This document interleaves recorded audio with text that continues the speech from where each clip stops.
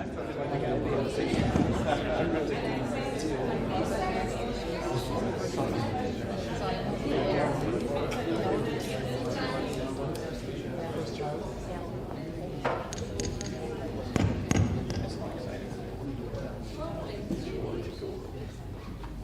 afternoon, everybody. Welcome to Monaco. So, this first session we are going to talk about the African Special Economic Zone and the African opportunities. In fact, Africa is a continent that now is developing free zones in many countries. But sometimes for investors are unknown, these zones. So today we will bring and focus how they develop, what they are offering us, and which are the challenges and opportunities that they have.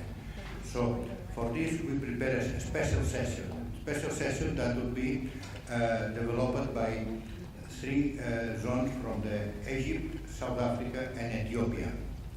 So after this, we will explain the last agreement between China and the Maghreb countries. And finally, be a video of one of our board of directors in China that he's preparing different delegations from Chinese investors to Africa. So this is a very professional meeting, and my colleagues will explain you in detail and what they have, what they can offer, because they have a lot of things to offer. And for that reason, I call to the stage Mr. Osman Ebren Arikan from Egypt. He's the General Manager of Industrial Parks Development Corporation in Egypt.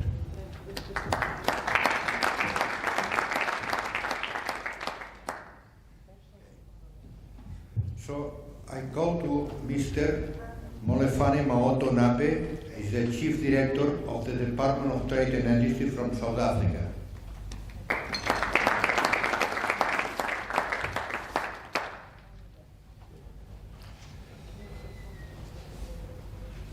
And I call Mrs. Lelis Neme Sori, Chief Executive Officer from the Industrial Park Development Corporation from Ethiopia.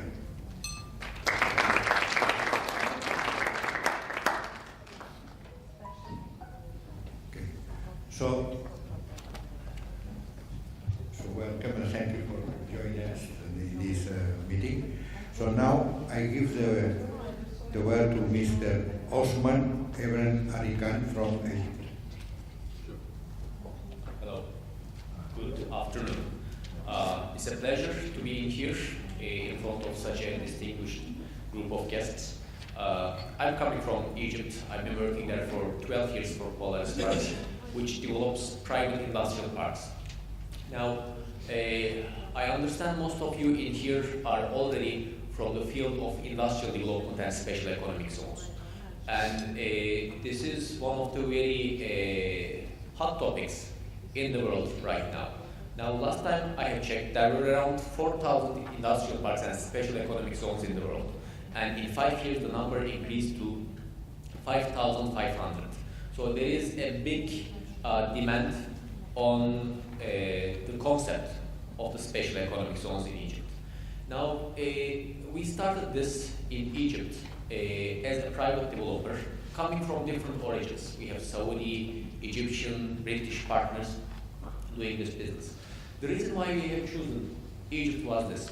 When we look at the demographics, like every country does or every business does when they decide to invest, we found out that the population of Egypt is now reaching 100 million. They have free and preferential trade agreements with 72 countries in the world. So it is almost like a virtual free zone. Some of those free trade agreements work fully, some of them are not. And with the new African continental free trade agreement, the number is going to increase. It is on a logistically advantageous position. It's on the world maritime routes. It houses the Suez Canal area.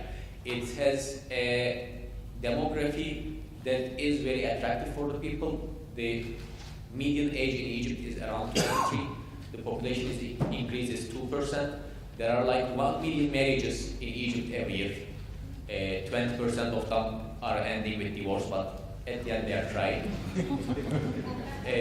There are like 900,000 people graduating from high institutions, high schools and universities. So there is a big potential over there.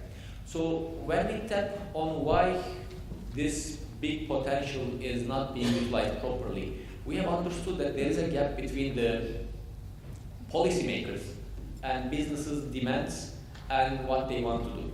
This is why we have started our industrial park as a completely private one, because we did not want to have direct government intervention. We are still licensed by government. We are still supervised and monitored by Egyptian government.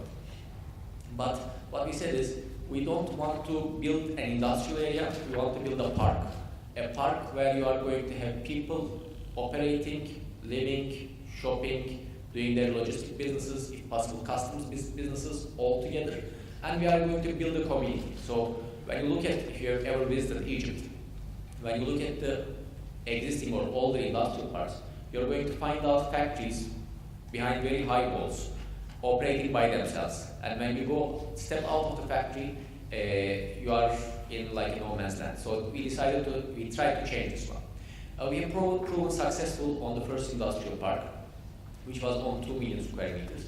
And the government decided to increase the number of industrial parks in Egypt. So we were asked to develop a second one, which is again in west of Cairo on 1.1 million square meters.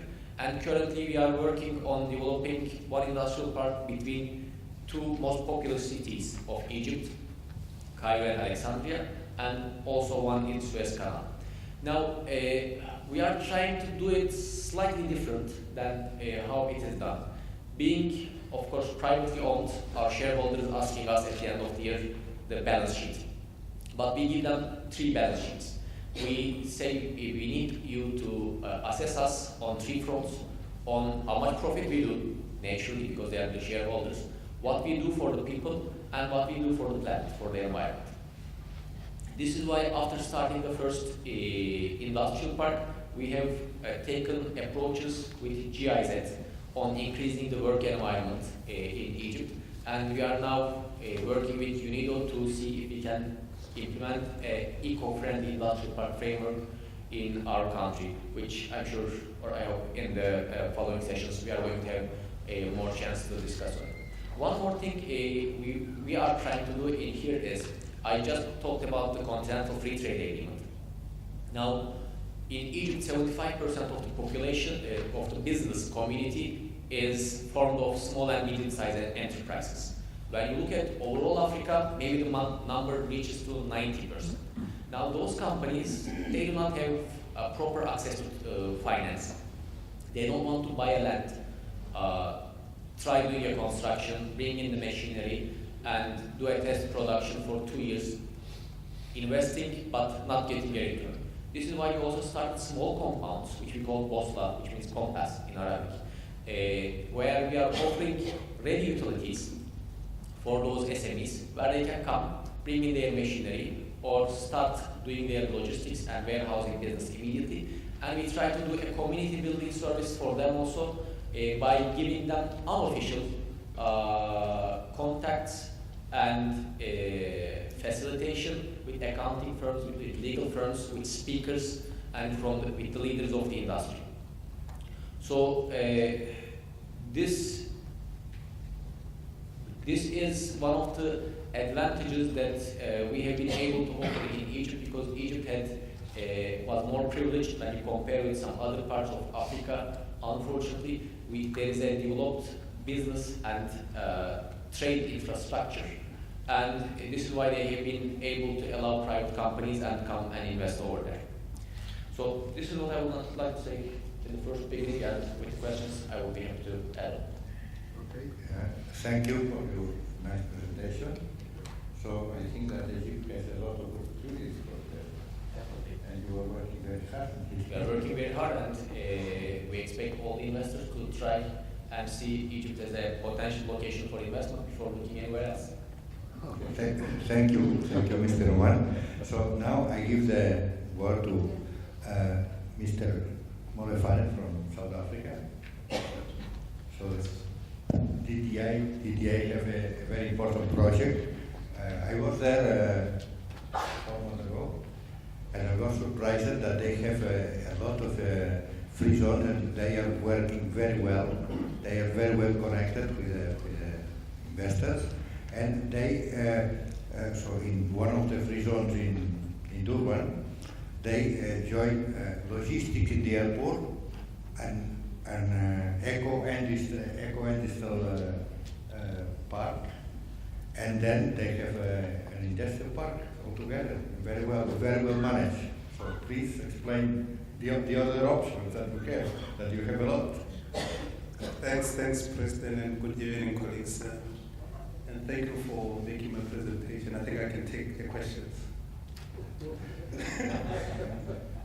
I think, as the President has indicated from the onset, I must say that in South Africa we're using a special economic zone program as one of the instruments to implement what we call a reimagined industrial strategy, or industrial development strategy. Special economic zone is a fairly new program in South Africa, but in the past 5 years, it was approved by national government in 2014. When it was introduced, it was as a result of a review of one program that we called Industrial Development Zone. At the time when we introduced it, the Special Economic Zone, we had about 4 industrial parks in total. To date, we increased the number to 10. In terms of the private companies that are inside the Special Economic Zone, at the time we had 43. Now we have about 217 in total. So that is a significant increase insofar as the companies that are located in the Special Economic Zone. And in terms of rent value, at a time when we introduced the program, we're probably sitting at less than $500 million. We're now sitting at 3.5 billion in terms of rent value of private investments. And this is as a result of the new program that we introduced and the value proposition thereof, which is a state-driven. One of the things that we are advocating as a state is that our special economic zone should have a strong involvement of government in terms of making sure that we create a conducive environment for investors. How do we do that? For all the special economic zones that we identify, all spheres of government are involved, insofar as making sure that we fund infrastructure. That is why the special economic zone that the President has visited in Durban, you would realize that when you landed, we actually inside a special economic zone is an airport, which is a state-owned airport. As you drive out, you realize that there are so many industrial parks within the special economic zone, which are developed by the state to assist companies. So what we normally say is that when investors come to South Africa, the only things that they should be worried about is machinery. The state will put up infrastructure for you. But the second thing is obviously that the fact that when we develop special economic zones, ours are supported by a strong value proposition. South Africa is a very unique country. It's a small population. We have about 57 million people. It's, of course, at the bottom of the African continent. But it's one of the advanced industrialized, top 26 of the most industrialized nations across the globe. But equally so, we possess many of the strategic minerals. Can mention we have 80% of the platinum reserves. We have 80% of the chrome in the world. We've got over 80% of the manganese, and of course gold, diamonds, and so forth. Those are some of the value propositions that we put to investors to say that when you invest in the country to beneficiate these minerals, you need not worry about the raw materials. These are some of the things that are there. But we obviously, when we develop special economic zones, we're not only creating industrial parks, but we're creating cities.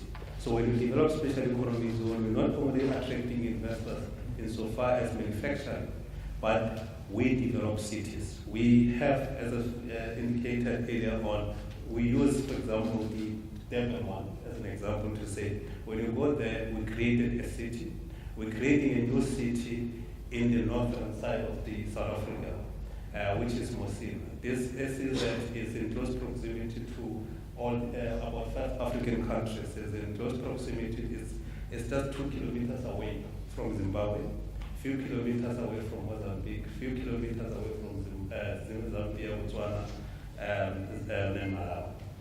But equally, it's an access to the entire African continent, including Egypt. There's a road that leads to Egypt. So we are saying those are some of the broad propositions that we put in to say that when we create special economic zones in South Africa, we actually utilizing that to catalyze on the industrial development of the entire African continent. Because we do think that one of the tenets of a successful nation is to ensure that we collectively industrialize the rest of the African continent. So those are some of the things that we are utilizing. But of course, we're also collaborating with the private sector. There are some of the special economic zones that we're developing in partnership with the private sector. In actual fact, our president has recently launched one last week, which we are developing in partnership with the Ford Motor Company. Ford has got a plan in South Africa. So one of the things that we partnered with the private sector to do is to ensure that we're utilizing the OEM, original equipment manufacturer, to catalyze that to attract suppliers on site. We managed to develop that special economic zone from the planning up to a stage of putting the infrastructure, the bulk infrastructure, in less than 5 months, because we worked collectively as a state and the private sector. Within 5 months, we were able to attract 19 companies. With the rand value, I'm unable to translate that, but it's around 5 billion rand, creating about 7,000 jobs.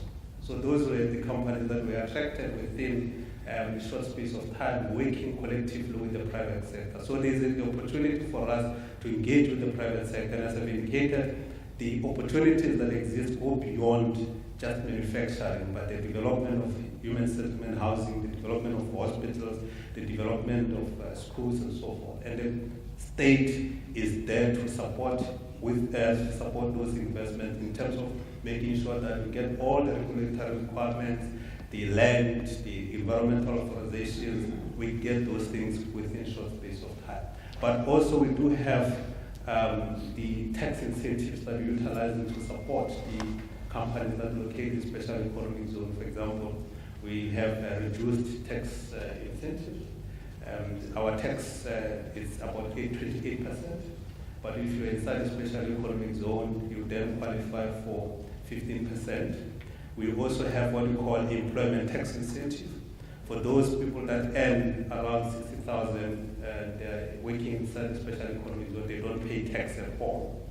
There's also what we call accelerated depreciation allowance for those people that own buildings inside the special economic zones. But of course, as I've indicated, fundamentally, investors are attracted by the state-of-the-art infrastructure, and that's what we develop aggressively. And of course, we also have one-stop centers that facilitate investment. So with that, we've given so much information, President. I think let me stop there. Okay. Well, thank you for your presentation. Well, one of the things that we check in our visit in Durban is that one of the companies, it was Samsung, they give a lot of, they transfer technology to the local industry because they need support for the local industry. So this is one of the advantages that the free zone offers to the country. So they provide transfer of technology to the local industry, so they can improve the capacity of the local industry as well. So thank you again. Now I give the word to Mrs. Lelis Nemesori from Ethiopia. You said that you have a small video for 1 minute. Yes. Please. You are right. I already make it ready, but the difficulty of that film. Okay. So, good afternoon. I'm Lelise Name. I just prepared a video for this meeting, but unfortunately the technical team didn't get the video, I think, so maybe I will open it to the next session. So as you all know that Ethiopia is striving to have a big hub of the industrial parks. So in Ethiopia we have the government-owned industrial park and the private-owned industrial parks. So in the government side we have 12 industrial parks, big industrial parks which meet an international standard of the industrial parks. That not only that, the government have a great focus to develop more industrial park and to arrange and facilitate for the private developers as well. So this industrial park revolution started before 5 years ago, so it's now a 5 years age of progress. So within this 5 years of progress, Ethiopia have been succeeded a lot and then get an advantage of this industrial parks. So in this industrial parks, we have more than 55,000 workers, and there is a huge anchor investors globally known like PVH, and other Wuxi #1 that we call it. So this is different anchor investors are interested in Ethiopia because Ethiopia is a hub of Africa in industrialization. Not only that, there's, as we all know that there is Ethiopian Airlines that all people know that how to use the Ethiopian and very interested in using the Ethiopian Airlines of the standard that we make. Not only that, the government have been dedicated to have a different incentive like duty-free material, tax exemption, and in the industrial park there is a one-stop service, so they will not go out to search any service of government outside of the industrial park. They will find it inside the industrial park. That's an advantage. The other thing of this industrial park are we focus and we are very serious in the environment issue. So we use zero leakage discharge system. So there is no any waste that we go out from the industrial park. It will be treated and it will be reused for other systems as well. So within this situation, as you know, that it says that the key to the prosperity of this in Africa, in the worldwide, is developing this special economic zone that we call it the industrial parks. So most of the industrial parks are located beside to the national universities. So that we are trying to link with university and industry linkage regarding using this industrial parks. So this is also an advantage. As in Ethiopia, we are the second most populated country, so we are now more than 100 million. So within this 100 million, 65% of the population are young generation. So this young generation can get and can cope up with a new idea, with a new technology. This is a great achievement for all investors. So I would like to invite all of you to visit. I hope most of you see the Hawassa Industrial Park, which is known by meeting all standards of Europe, China in every situation. So I would like to invite you to see and to enjoy this opportunity in Ethiopia. And we are striving to put a cornerstone of prosperity. So this will be a good opportunity for you to participate on investing for the coming generation. I would like to hear any question from you. Thank you so much. Thank you for your explanation. So now Mr. Monzer-Kafir will explain the agreement signed with the Chinese government with the countries of Maghreb. Mr. Kafir is an expert in PPP, and probably PPP will be the solution for many projects in Africa when you involve private and public companies, and each one have to take a commitment. So I call to the stage Mr. Kafir.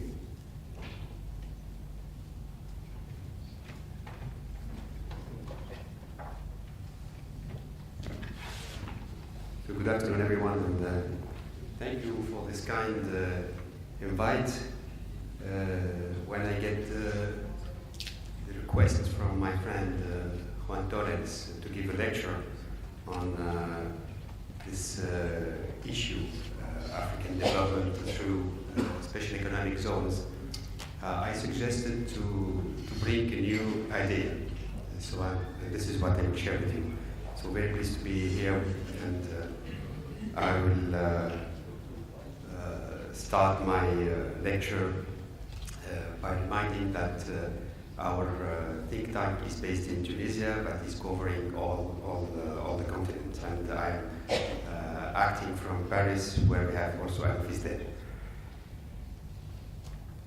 So, ladies and gentlemen, Africa is struggling into multiple socio-economic challenges, especially an urgent need to set up an innovative economic model, able to accelerate the creation of employment opportunities for youth, who represents 60% of the jobless population. Also to improve utilities and infrastructure to reducing social gaps and regional disparities. And finally, to enhance economic performance and increase government revenues. The very common answer to these challenges is a policy of liberalization of markets and cross-border integration. By the liberalization of markets, we intend the process of removing government control and allowing access to markets to private companies or private sector. It's a preliminary condition for cross-border integration, which is a much more complex process.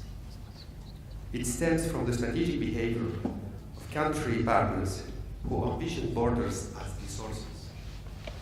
So the process can be constructed on the basis of a common interest to prospect mutual benefits beyond the asymmetry of capacity. Promoted under the name of free trade treaties, cross-border integrations have multiplied all over the world and in Africa particularly, where there are more than 10 regional blocs without really proving their benefits. A disruptive model could be induced by the Belt and Road Initiative. Initiated by China in 2013, it's spreading very quickly as an effective instrument of international cooperation for trades and economic development. Less legally binding, it's faster to implement in the frame of bilateral agreements. So China is offering to its country partners the possibility to help them to carry out their own investment projects, in case there is an alignment with the Belt and Road roadmap, of course. The instrument also offers managing and financing options from the planning stage to the operating phase of the projects. Very active in the area of international tendering, China is also mandated for more than 9,000 PPP projects, totaling nearly $2,000 billion. With its dream to rebuild the legendary Silk Road, China has allied over 100 partner countries that already endorsed it, including 38 in Africa. Presented as the largest project of the 21st century, it will interconnect Europe, Africa, and America to Asia. We all know that the Made in China has been the dominant stamp on manufactured products traded around the world since the 90s. That was made possible thanks to the fragmentation of global value chains, started some decades earlier in the logic of optimizing costs through mass production and economies of scale, led by Western industries who moved to the Far East.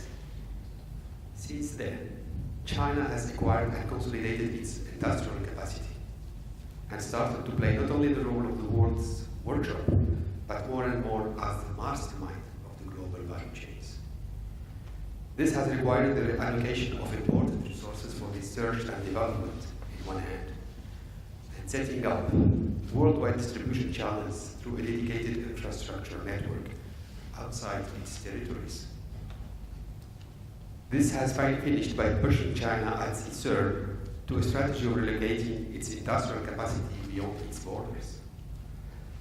By duplicating special economic zones, China has extended its presence in several countries, reaching today a network of 2,543 special economic zones in the world, with only 19 in Africa.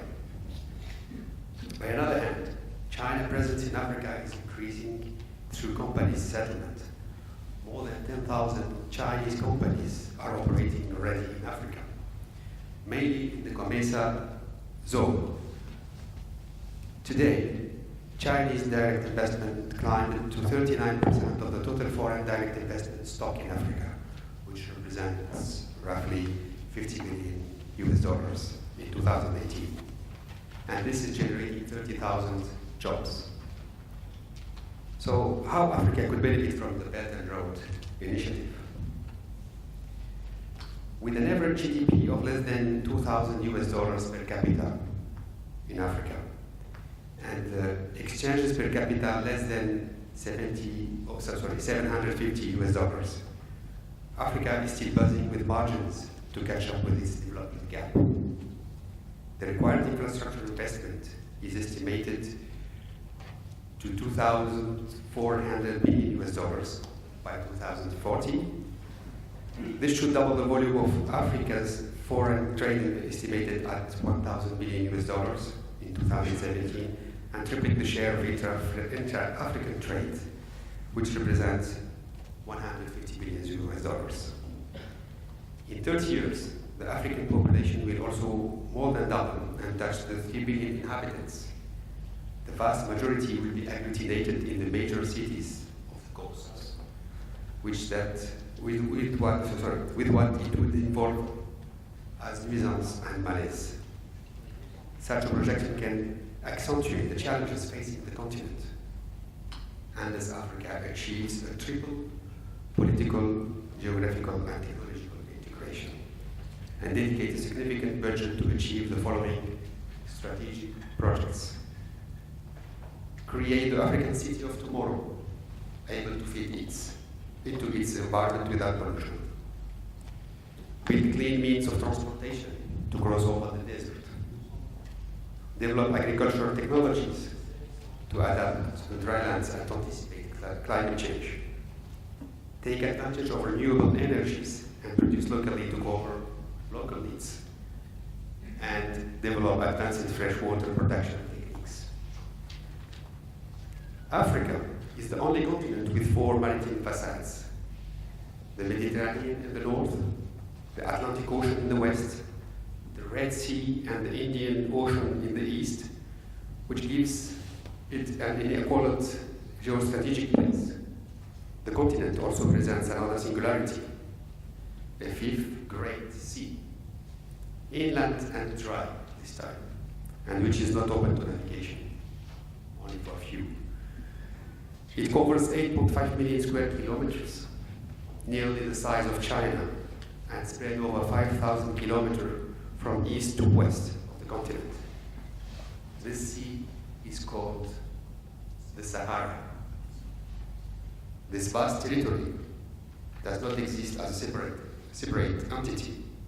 It's spread over a dozen neighboring countries.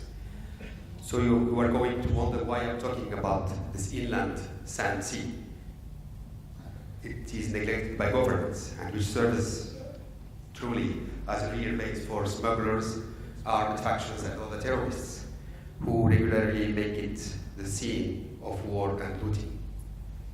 In fact, the fate of Africa is largely playing out around this inland sand sea, wrongly perceived as a barren and unwelcoming area, while it contains not only the key to reading the history of humanity, but also infinite resources that are likely to feed all Africans. With scientific progress, it's now possible to cheaply exploit the sun to produce renewable energy and to extract water from the ambient air, or to look for it in depth, or to purify it. Biotechnological advances also make it possible to fertilize the desert and to farm arid zones, not to mention the architectural techniques to be rehabilitated to build up Saharan cities in respect of the bioecosystem. Hence, the interest to plan for building cities in the desert as caravanserais is to mark the south-north continental corridors, installing some specific industries and integrating this into the agenda of the Silk Road would give more credential to China-Africa strategic partnership. So the Continental Free Trade Agreement will be concretized and exchanges flows will be stimulated between the Mediterranean and Sub-Saharan Africa, making the Sahara an African sea of prosperity. Here is my message for you today. This will be the great building site of the century on which I invite all Africans, but also all countries that wish to join to work on. Africa has now to prove its capacity to think geostrategically and to benefit from technology transfer to take in charge some bigger projects in the different fields mentioned earlier. At this condition, the next stamp made with Africa will surely mark the future world trade. And thank you very much.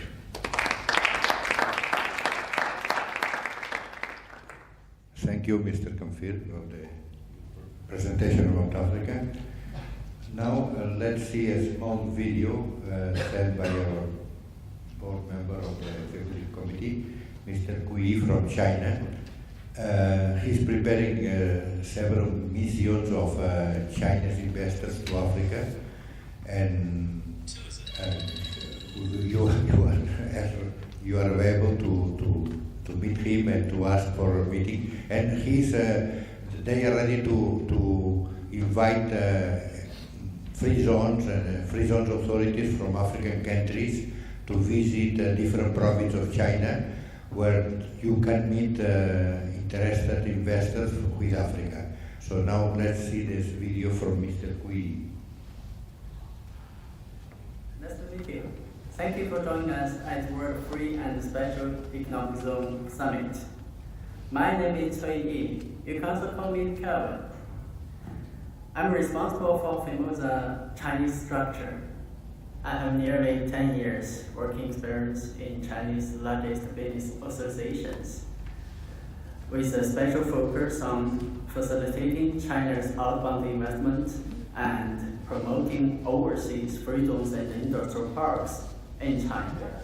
With more than 20,000 Chinese companies from every key economic sectors, and we conduct in-depth industrial research and also service on more than 30 industrial verticals, including agriculture, infrastructure, mining, energy, manufacturing, aviation, and ICT. China has become one of the largest investors in Africa.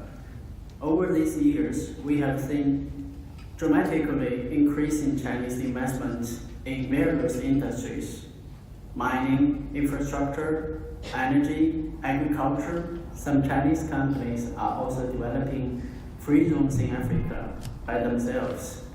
For example, in Zambia, Ethiopia, Egypt, and Nigeria.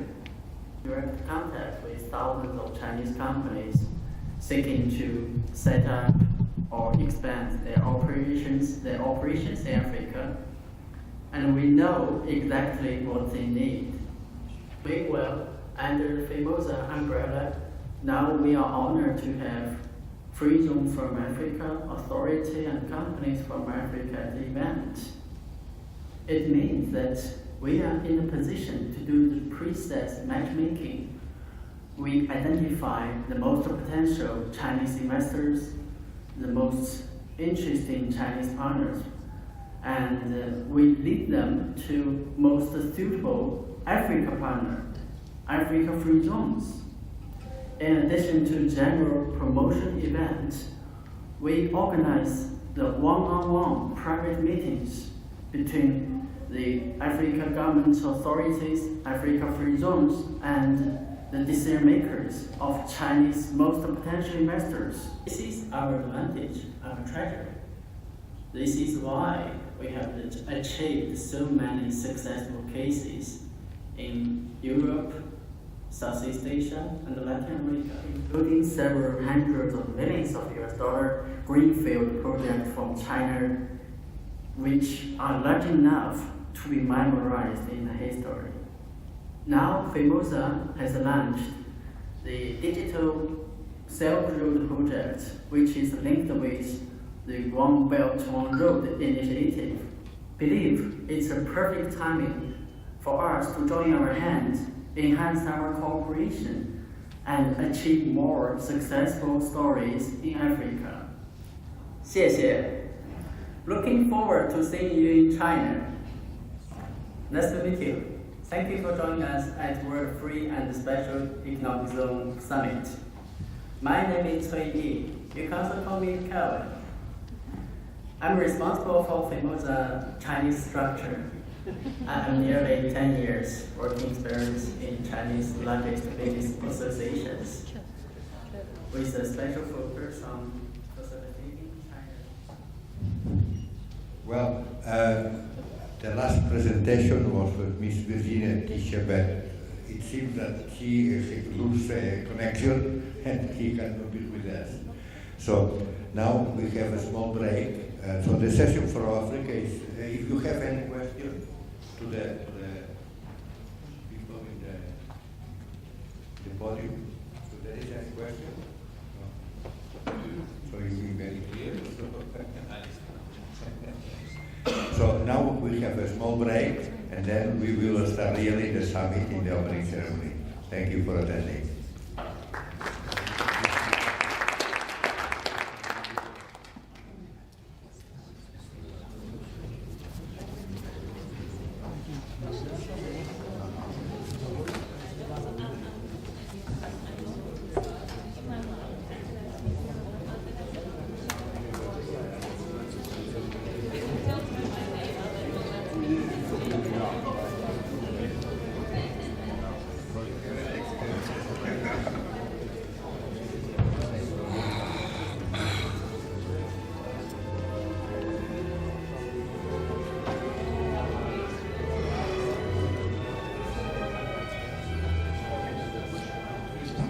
Gila bocas ke mana?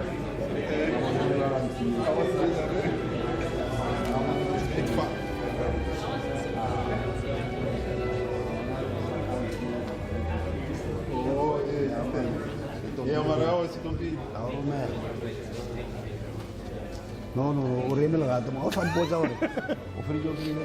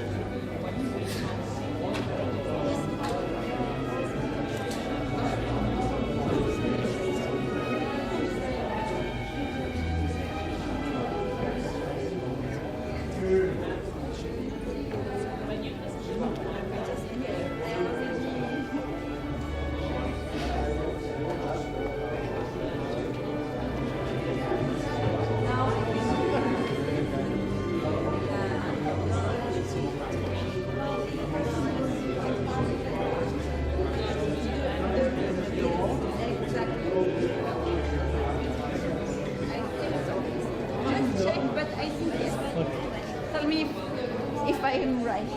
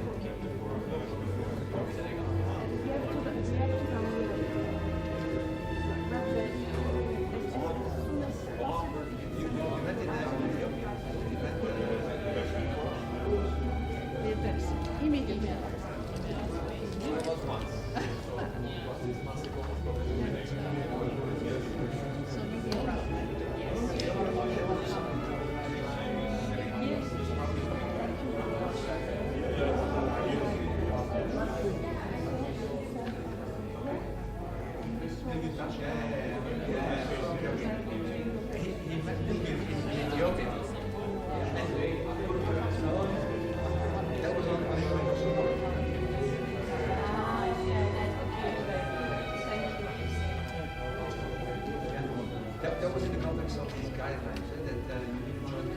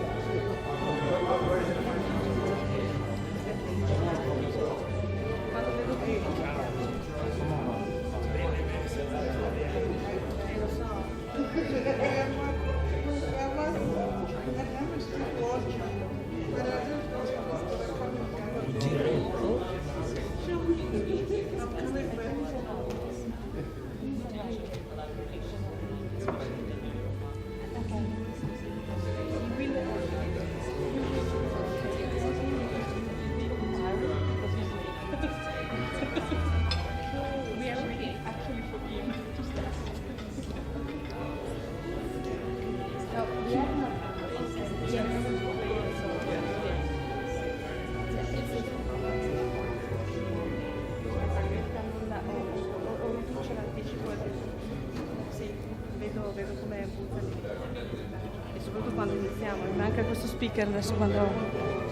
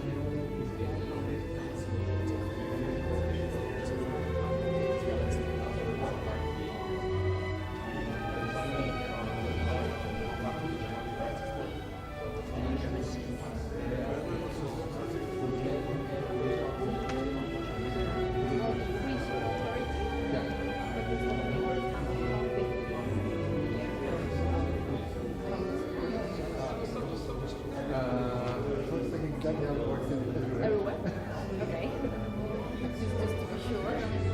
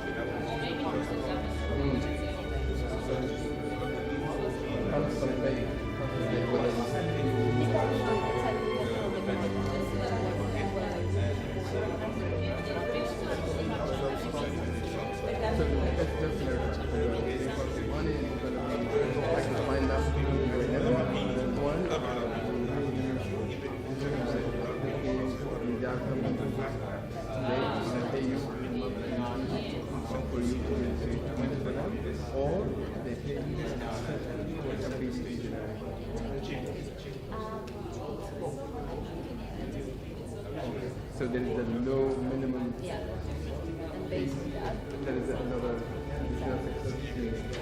And can you tell me what are the ballpark areas? depending on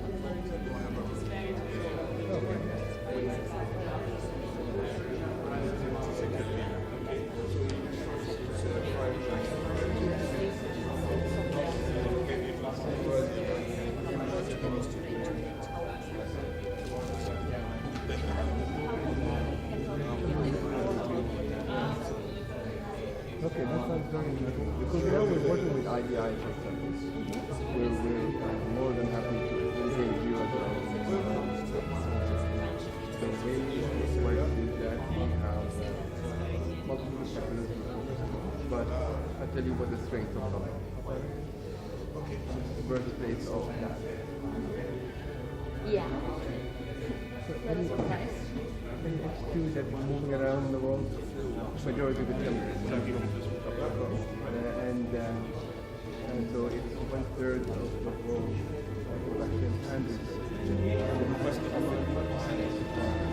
it's a very small population.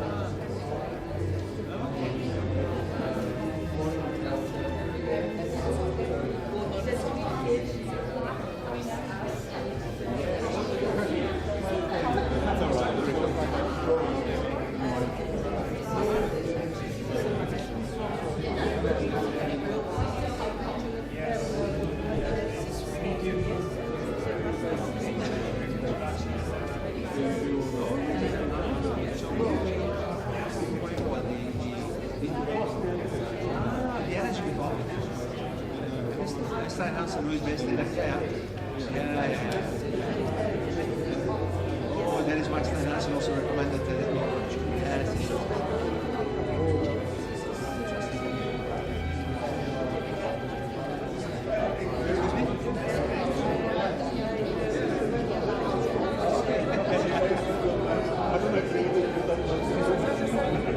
And then he picked them back.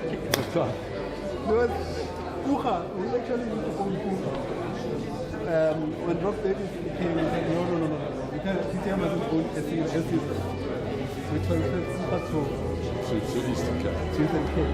Now, with the new minister, we're actually using KUKA to develop some of the systems. Which could have worked better if we never had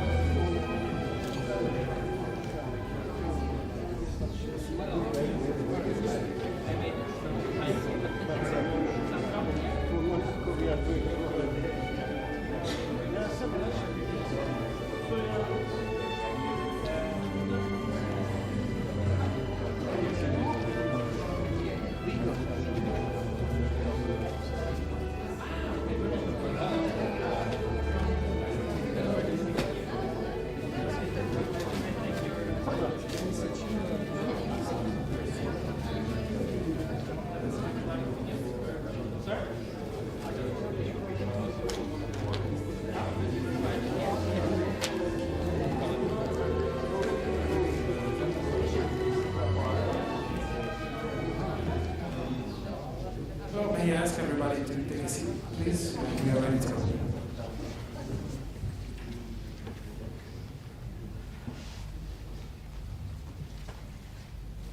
All right, well, distinguished guests, ladies and gentlemen, welcome again to this 2019 Summit, World Free and Special Economic Zone Summit organized by FEMOSA. My name is Jacopo Dettoni. I'm the Deputy Editor of FDI Magazine, the Foreign Investment Monitor of the Financial Times in London. And more importantly, today I have the pleasure to be chairing this opening ceremony alongside these very special guests that we have with us today. But let me first start by thanking Juan Torrens and FEMOSA, who has spent big efforts to put together a program that will keep us busy for the next couple of days, and I'm sure it will also provide us great opportunities for sharing ideas about the future of free and special economic zones across the globe.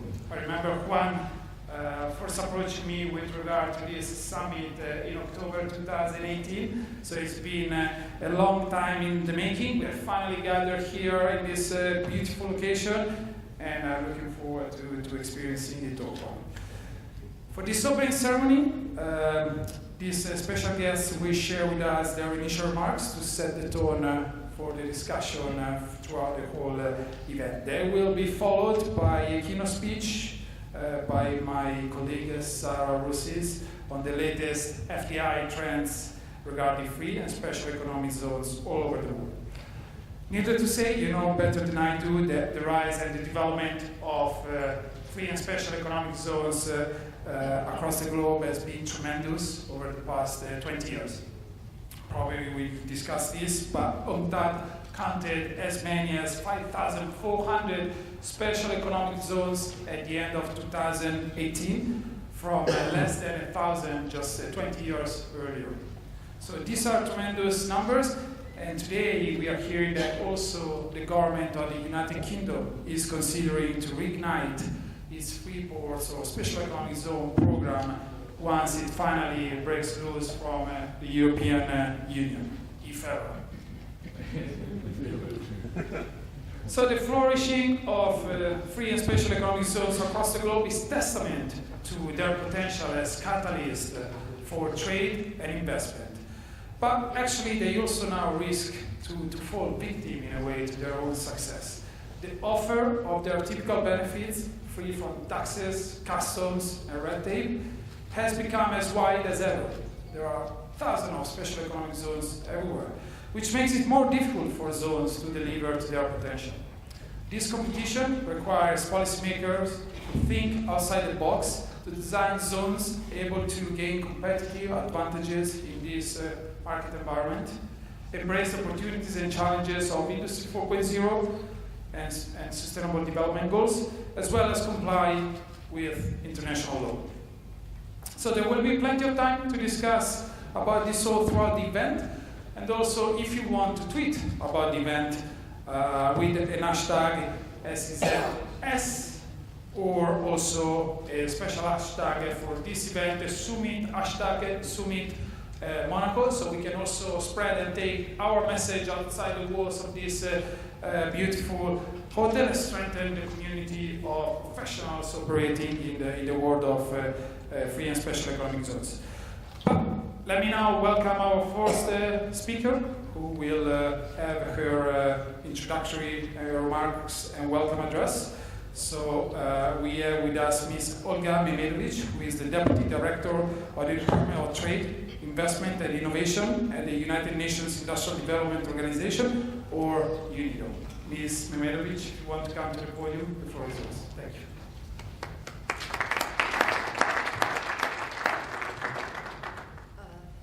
Excellencies, honorable guests, ladies and gentlemen, dear colleagues. It is my pleasure to open this summit on behalf of UNIDO. I would like to thank Mr. Ivan Torres, the President of the World Free and Special Economic Zone Federation, and his team for putting us together to discuss various aspects of zones. So we, UNIDO, share a long-standing history with FEMOZ. And over this history, the concept of special economic zones has changed, but it is becoming topical again.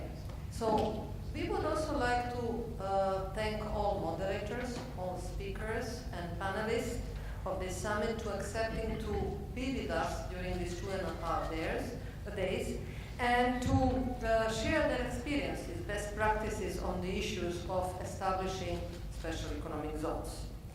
So zones, industrial parks, industrial estates, free ports, corridors, and other similar terms have been used as a spatial development policy instruments. There is always confusion about that. As a spatial development instruments, they have two dimensions. One is a spatial dimension, geographical area, and the other one is policy dimension. These two should not be ignored, because as a special geographical area designed and zoned for manufacturing or any other economic activities, they grant tenants special advantages, from modern physical infrastructure to access to transport to business support services, skilled labor, transparent and a very effective legal framework, and fiscal incentives. If successfully implemented, such policy tools can support industrial agglomerations, SMEs clusters, and local value chains development, as well as their linkages with the global value chains, as we heard today about China. By hosting innovation and technology parks, zones can promote innovation in the new fourth industrial technologies and can become growth and innovation pools, accelerating prosperity from the center to the periphery, and contributing to accelerate also regional economic development and the creation of high-growth regions. Border zones came in many types and sizes, from general purpose, specialized from very small, to those covering the whole metropolitan area, to even smart cities. And they can also be a part of a greater geographical economic area involving multiple countries along the transport corridors and thus forming industrial and economic corridors. Special economic zones are used by countries at different levels of economic development. So we are now hearing about low-income developing countries in Africa, but they are also implemented in middle-income countries, even in high-income countries, in resource-rich countries, and countries with fragile situation. And since mid-1980s, the number of zones has grown rapidly in almost all geographical regions. So we can hear different numbers, but according to our evidence, zones in various forms that I mentioned are estimated to be around between 4,500 to nearly 10,000 zones. And over the last decade, interest in special economic zones has grown again in many developing countries, inspired by China.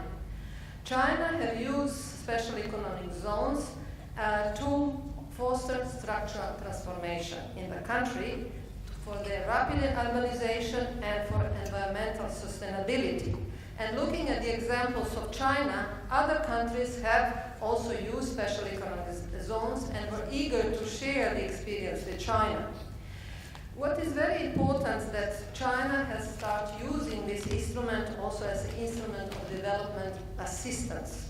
So therefore we heard today there are a lot of partnerships with China on establishing development zones in various geographical regions and most notably in Africa. In all what we have heard so far, we have also to bear in mind that we are all facing new challenge, not only in zones, but everywhere geographically. This is that we are in the midst of the fourth industrial revolution, or also known as Industry 4.0. The technological progress is growing exponentially, triggered by new technologies, digital technologies, but also convergence of technology. We are also witnessing convergence between different sciences. So the term convergent technologies is used to denote the convergence between nanotechnologies, biotechnologies, information communication technologies, cognitive and social and humanities. This is very important because this will change the footprint of special economic zones.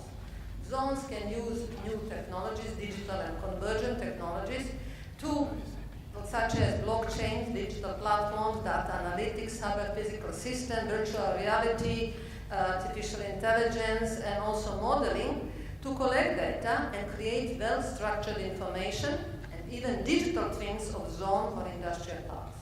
You can Google it, you can find this also in the internet. Some of the most developed countries, for example in Netherlands, they are using it for monitoring, planning, also for operation and management of zone, to measure their KPIs, key performance indicators on environmental, economic and social performances in line with international standards and rules on those. So, smart zone and parks, which is a term we would like to discuss during this summer, would also use these technologies also to foster smart circular economy approaches, also connected with this, the notion of eco-industrial parks. If fourth industrial revolution, digital technologies and new material science can help companies to not decrease the waste, but accomplish zero waste, this is circular economy approach in the real meaning of that concept, and also in the concept of industrial symbiosis. Material flows can be improved by switching to alternative materials with less material and energy consumption or better property in the production process. Products and processes are then designed to use renewable material resources in energy. Therefore, also, zones can experiment with these technologies on this geographical area, but they can also then transmit this experience to the rest of the country. This is also one of the very important aspects of the zone concepts. In this era of the fourth industrial revolution, many countries will compete as the technological progress is developing very fast, and the fourth industrial revolution is putting high premium on innovation, then even the developed countries will find it very difficult to compete. And as fourth industrial revolution puts premium on innovation, on creativity, on customization, and countries will compete based on their assets, in that sense that the locality becomes the center of the universal sense. That there are skills there is history, there is a culture, there is tradition, and interactive learning and innovation by SMEs and their clusters and value chain networks happen in certain locations. Specific location then becomes the strategic level at which industrial innovation and upgrading takes place, and in context of innovation and ecosystem building. So, if special economic zones host industrial and innovation parks or science parks and technology parks, then we can see that there is a potential to mobilize all these local assets and skills and to foster innovation on that certain geographical locations and to create new activities, jobs, and achieve innovation-driven growth. In this context, many locations will start competing for foreign direct investments, and and this in zones and parks, and therefore zones have to rethink their strategy in terms of marketing, promotion, and branding. They have to differentiate their locations from other locations to attract foreign direct investments. And this summit will also devote one panel session that will discuss the issues of branding and usage of new technologies to make zone more intelligent, more knowledge intensive, more smarter. Benefiting from these new technologies will also require modern and traditional infrastructure, and this will of course require resources. Resources can be leveraged only from different stakeholders, and building partnerships for leveraging multi-stakeholder resources, not only financial but knowledge resources as well, are extremely important in the present global settings.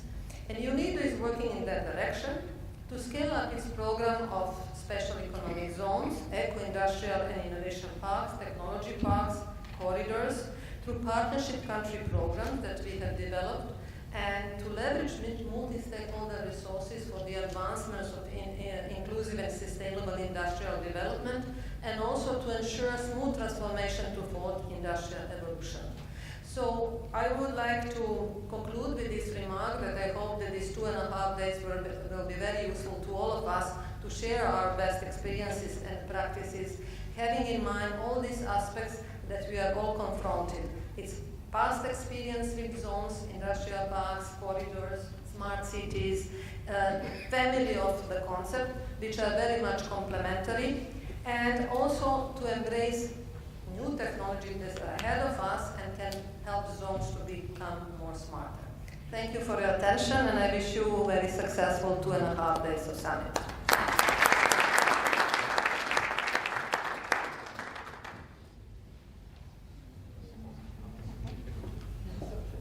Thank you, Ms. Memendovic. I think you touched upon a few very key issues, particularly when it comes to making free zones, so special economic zones, a testbed for innovation and new technology, Industry 4.0, and so on and so forth. But also when you mentioned that there is a lot of confusion around the naming of free zones, maybe one day we can all come together and try to fix it one way or another. But let me go on to our next speaker, who is Mr. Octavian Cook. Mr. Cook is an international lawyer working at the intersection of investment, corporate governance, and policy making, and currently focusing on international investment and development at the United Nations Conference on Trade and Development, or UNCTAD, where he serves as a legal officer.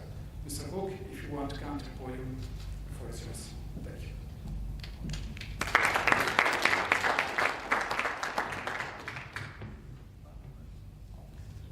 Thank you very much.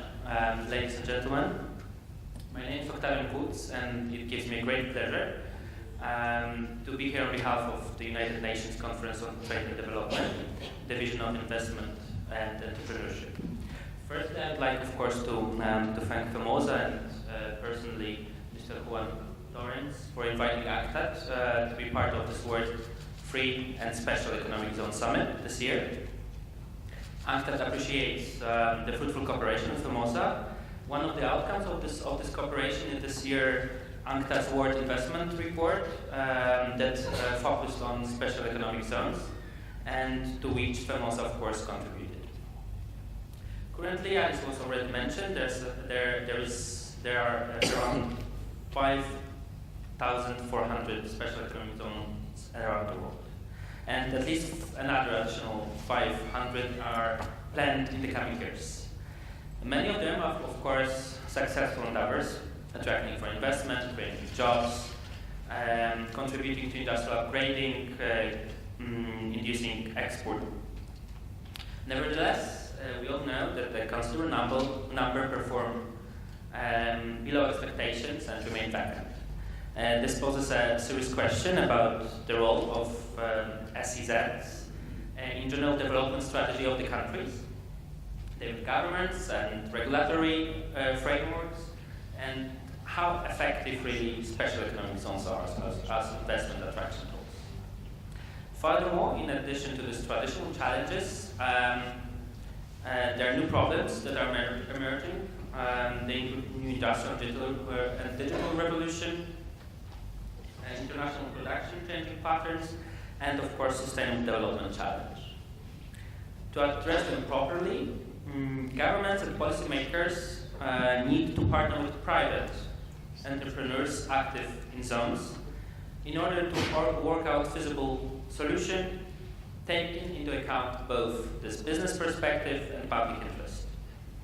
The role of UNCTAD, which I'm representing here, is to provide policy analysis, technical assistance for countries, and to facilitate this dialogue between public and private partners by offering a global discussion forum. And next year in November, UNCTAD will organize in the United Arab Emirates its World Investment Forum. This is a flagship event of ours that attracts about thousands of guests. Last year we had 5,000 visitors, participants. One of the main tracks of the forum will be special economic zones. And already today I would like to invite you cordially to take part in this event and to engage actively. And finally, I would like to wish all participants a fruitful summit, engaging discussions, and a wonderful week in Monaco, despite the forecasted rain. Thank you very much.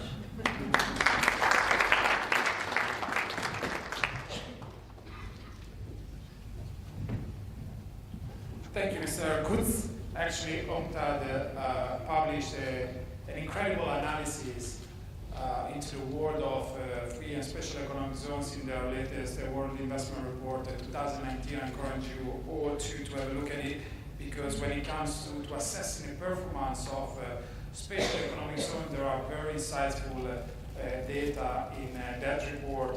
For example, almost half of the free zones that UNCTAD surveyed in its report declare that they are somewhat or heavily underutilized and have had a limited impact on host economies. The other half has got a more positive view, but definitely there are many more insights into that report, so one to keep in mind for future weekend readings. Our next speaker is a key figure in the world of foreign investment, and also an old friend of mine with whom I share passion for FDI, but also Istanbul. Mr. Bostian Skalar is the CEO of the World Association of Investment Promotion Agencies, or WIPA.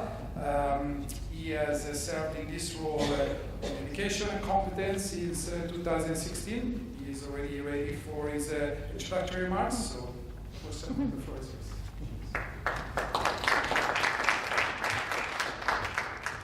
Good evening, everyone. I guess I'm also affected with the beauty of the Monaco, so I'm excited as possible. That's why I was hardly waiting to say a couple of words. First, I would like to thank to Juan that invited us. It's true, we are now in Istanbul, but we are a Geneva-based association actually, and we've been established by UNCTAD, so my predecessor, my pre-speaker actually was actually father and mother of WIPA. And I guess we work together very well, and we have the same mission and the goals to accomplish. WIPA, the World Association of Investment Promotion Agencies, our aim is to strengthen international partnerships so we can collectively promote new opportunities in foreign direct investment. And as such, we aim to equip our members with the right skill set in our courses and trainings to adapt themselves to a rapidly changing and evolving field. As such, we also closely monitor the efforts of our colleagues from FEMOSA, and we really thank them very much for inviting us to share some of our views. Actually, my colleague from UNCTAD didn't share much the main drop of global FDI, but I believe it's a challenge for all of us, because the zones, whatever you call them, free economic zones or special economic zones, recently even special export zones, are facing the challenges how to attract investments into their areas. And we all know that the flows dropped 13% to 1.3 trillion globally, which I guess shall and is concerning us all in the global environment of FDI. The decline was largely concentrated in the developed part of the world, where FDI flows dropped even for 27%. So this is the lowest number since 2004. So in the case of developing countries, it's a bit better. It's a slight increase of 2%. And also what we see actually from all these reports, especially the last UNCTAD report, many of the zones are established, especially in the developing countries. The main factors behind this FDI slide, of course, can be explained by several factors, but mainly because of the politics, the different policies and unilateralism and structural changes that now the international business is conducted. But despite this, we should not forget that investment is definitely the most powerful development tool in today's world. And this gives a special role to IPAs and as well similar institutions like special economic zones. And the main task is attraction of investment by targeting prospective investors and servicing the current ones, since we all know that the ones who are happy with your services will reinvest, and there is roughly 50 to 55% in the global level that the existing investment brings the new investments or reinvestments. So, ladies and gentlemen, colleagues, friends, among the most important instruments for attracting investments are, of course, special economic zones, which are in numerous cases also under the authority of IPAs. Some IPAs are definitely having that broad mandate that they are dealing as well with economic zones. And we heard there is grown rapidly the number of the economic zones and also the number of IPAs. And this makes the environment competitive. But we always say we are not competitors, we should be partners. We should create an ecosystem that will give the investors the trust why they will come to a particular zone. And even there are a couple of zones that they are competing, we also need to see bigger picture of the value chains, and then of course once gets investment, the others will be part of the value chain or the supply chain. So more than 1,000 of zones we heard before already was established in the last 5 years or the last 10 years. Same with IPAs. We don't know that we heard there are around 3,000 to 5,000 zones like IPAs. In general, active ones around 2,000, but in the whole world, approximately 10,000 investment promotion agencies are existing. So enormous number. Obviously, there is a need for good investment promotion.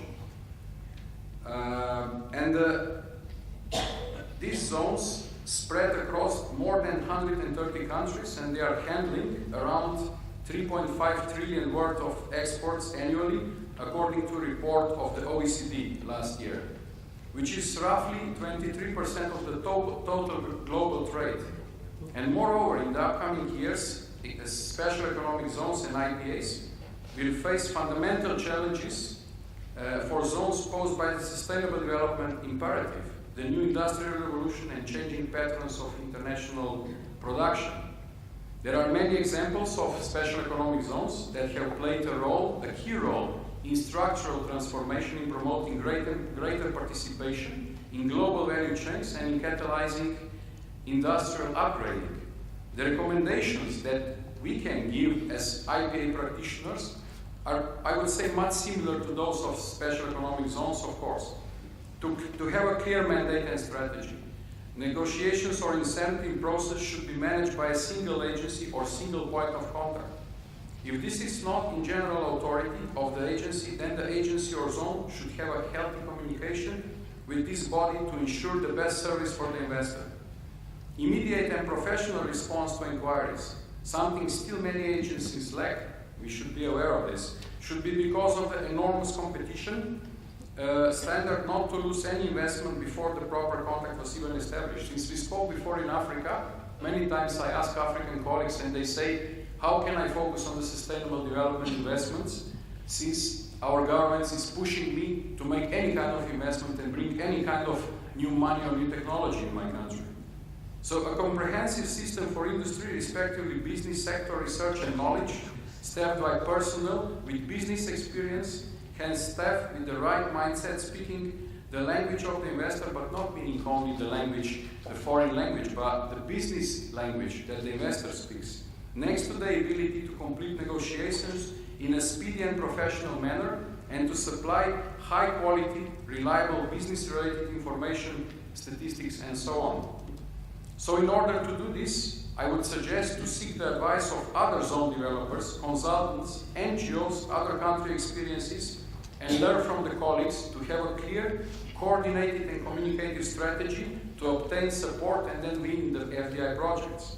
This is why capacity building and equipping special economic zones, the way WIPA does with IPA members, with the right skill set to be set for the future, this, I believe, it's in the most, it's at utmost importance, and this is why this conference should be really valuable, and the discussions, especially tomorrow, should be fruitful, should be open and very frank.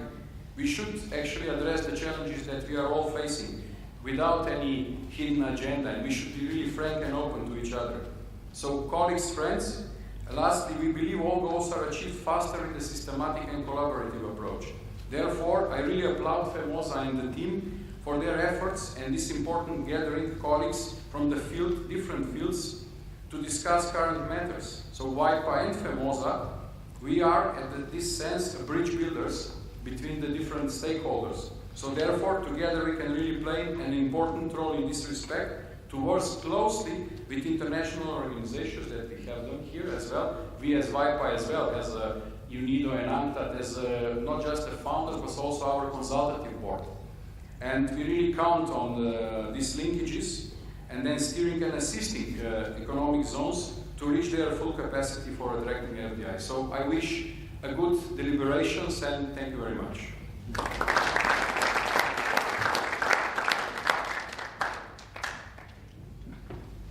Thank you, Mr. Scar. Impressive, 23% of global trade. It goes through special economic zones across the globe, which again speaks volumes about the success that these policy tools have achieved in the past 2 decades, but also to their potential to channel so the development of sustainable technologies, trade, and investment. So our next guest also comes from Turkey, and I'm talking about Mr. Baybars Altuntaş, who is the chairman of the board of the World Business Angels Investment Forum. Mr. Altuntaş is a Turkish entrepreneur, angel investor, speaker, and author based in Istanbul. But he's also a known figure in Turkish television. Again, looking at your CV, it's very interesting. I encourage everybody to look at Mr. Altuntaş's curriculum. So I'm sure that you will have interesting insights for us to share with us today. So please come to the podium. The floor is yours. Thank you.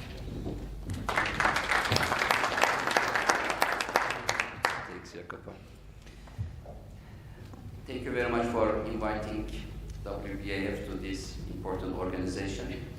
In 1950s, 60s, invention was very important, but today innovation that counts. Who will convert invention to innovation? Entrepreneurs. Sometimes we are calling them entrepreneurs, sometimes we are calling them as startups. But the challenge of entrepreneurs in this century is access to finance. Yes, their skills are more developed, but unfortunately they have a big problem, finance. So in the entrepreneurial journey, we have different sources of finance available for entrepreneurs. Crowdfunding, ICO, IPO, wealth management institutions, family offices, investment funds, co-investment funds, banks, angel investors, and so on. Angel investors are different than others. Others only put money, but angel investors put more than money. They put their know-how, mentorship, and networking. So we are calling them as angel. In the world, angel investment market size is around $50 billion every year. In the United States, we have ACA, Angel Capital Association, based in Washington, D.C. Last year, $26 billion invested by 340,000 angel investors in the United States. In Europe, we have EBAN, Brussels-based European Trade Association for Business Angels. Last year, 9.6 billion euro invested by 320,000 business angels. Business angel and angel investor are same words, by the way. In the States, they are calling angel investor. In Europe, it is business angels. Why I am here? Because I am here because we developed a project with Yuan, and this idea came to the attention of our board. We love the idea very much, so we are going to make an agreement with FEMONSA tomorrow. The agreement is about how we can make the free zones more engaged with startup economy. Why we don't create startup zones within economic zones? Because access to finance is important, but access to customer is also very important. And when we open the doors of free zones, economic zones to startups, scale-ups, and high-growth businesses, we are sure we are going to find some value for both industries, angel investors, startups, entrepreneurs, and also economic zones. So I am sure you are going to find all sessions of this summit rewarding experience, and I am sure we are able to place very well placed to make a positive change in the world economy in cooperation. Thank you very much.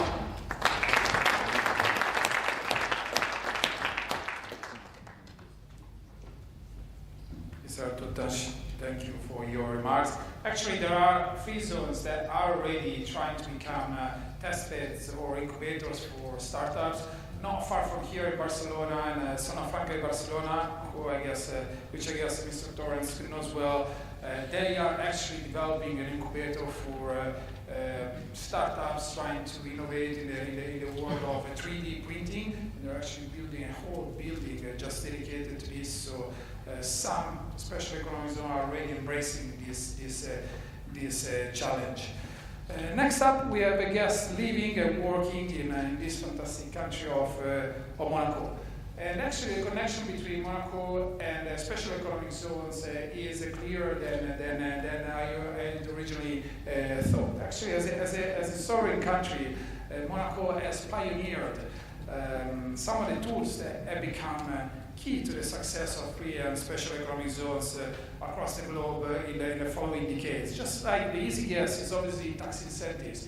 In this country, income tax was abolished in 1869, so we are talking about 150 years ago, and obviously this is a tool that special economic zones has tried to develop much more recently, but imagine how far has gone Monaco. But despite this success, obviously its authorities have not sort of rested on their laurels, and as you can see just outside this hotel, they are just developing this massive marine expansion project that will add new land, new real estate, and new opportunities. I guess not all the customers of this hotel will be happy for their view, but still this is progress. So please welcome Mr. Justin Hyman, the director of Monaco Invest, the country's investment promotion agency of Monaco.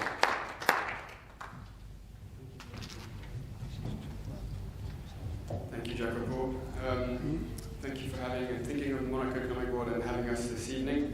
Just on this tax question, there is no tax on individual, but on the contrary, we do have tax on companies where we often get asked questions. So there is, as you'll see in a very short presentation I'll give you now, as time is very short, the potential and a very quick overview on what's happening here in the Principality of Monaco. So, for the slides, perfect. So just a few words first on the Monaco Economic Board. As I mentioned, it is the entity in charge of promoting the economy of the Principality. We have thus two departments, as you can see on this slide. The Monaco Chamber of Commerce, which, as its name suggests, is a Chamber of Commerce, albeit a very small one with 550 members, but very international ones. And that is one of the big strengths of Monaco, is the internationality of the place. And the second department being Monaco Invest, which is more in line being an investment promotion agency. in trying to attract foreign direct investment, entrepreneurs, business owners, CEOs to look at Monaco as a potential business hub to set up a business entity. We are members today of the World Economic Forum, the International Chamber of Commerce, and we hope one day soon WIPA as well, as the president now, for a while, and we are thinking of potential membership within this great association. So just a few facts and figures as you'll be spending the next few days in Monaco on the Principality's side. It is the second smallest state in the world after the Vatican City. We are talking 2 kilometers squared, although we do have a major project just beyond these walls that should increase very slightly the country within the next 5 years. We have 38,000 residents, but the strength there that there is 140 nationalities, so we have a very cosmopolitan country with many talents from around the world. The official language is French, but English and Italian are very widely spoken.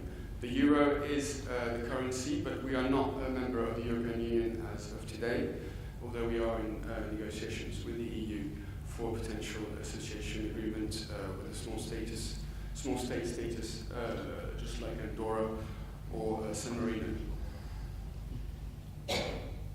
And now, as you know very well, Monaco is extremely well placed within the European Union.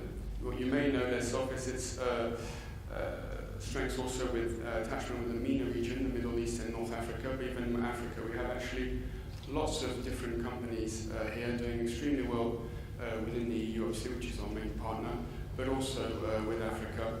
And that was a strong focus for us to attract companies that not only want to operate within the heart of Europe, but also extend their business relations to the MENA regions and Francophone Africa, especially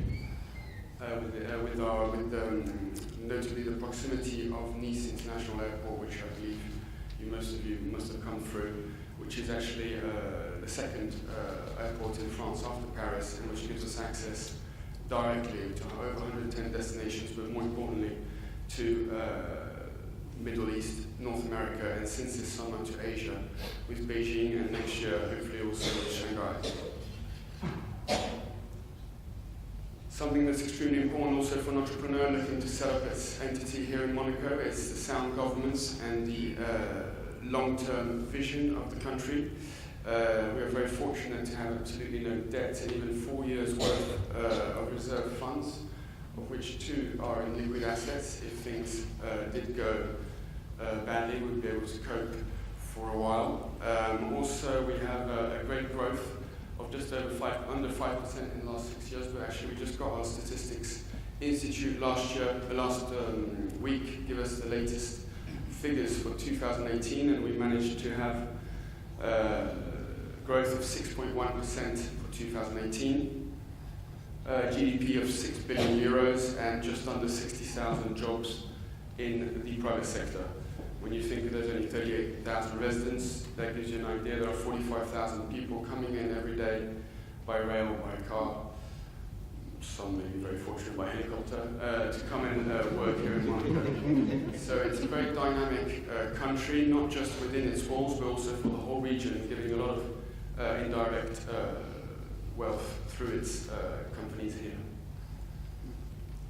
One message I would like to send today, if I may, is the diversity of the economy. Most people think of Monaco as a tourism place, business tourism, such as yourselves today, or leisure and financial services, private banking, asset management. Actually, the economy is extremely diversified, which gives it depth and resilience, especially in times of crisis. We have some very interesting and pioneering companies in trading, for example, in shipping, in yachting. We have developed, and I think this is the main focus also for this summit, initiatives in smart city in the last couple of years. An incubator accelerator named Monaco Tech was created exactly 2 years ago with a great French entrepreneur called Xavier Niel, and which is hosting now some leading startups and young innovative companies. So we hope that ICT sector, which is only 5.5% as of today, will double in the next 5 years. You will also notice if you walk around within the country that there are many, since this year, many electric bikes, many electric buses, and the like, so sustainable mobility is also a key theme and priority for the government. Now, my last slide, before I show you a very short film, is the infrastructure. This has also been an ongoing priority for the Prince, His Royal Highness Prince Albert II, to keep anticipating for the future, and so there are always lots of works going on, so there is a lot of complaints on the noise, on the views that this could create, but for us at the Monaco Economic Board, we believe it's actually a show of dynamism within the economy and vision. So for example, just this summer was completed the One Monte Carlo district, which is just above here, which has given way to many, much residential and office space within the heart of Monte Carlo, as well as a complete renovation of the Hôtel de Paris. We had the acquisition last year of Ventimiglia Marina, which will be open next summer, which will obviously give much impulsion to the yachting sector with over 280 new berths, because the two harbours we have, which are Fontvieille and Port Hercule, are completely full with a long waiting list. The construction of a new hospital, because healthcare is a very important priority for the government, is also a big project on the go. They're building a whole new hospital on the existing site without closing the hospital. And finally, the offshore extension on the sea, which is for you extremely visible because it's just a few yards away, is a hugely ambitious project, which is needed because the country is so small. Fontvieille, actually, in the 70s, where my offices are based, was built also on the sea.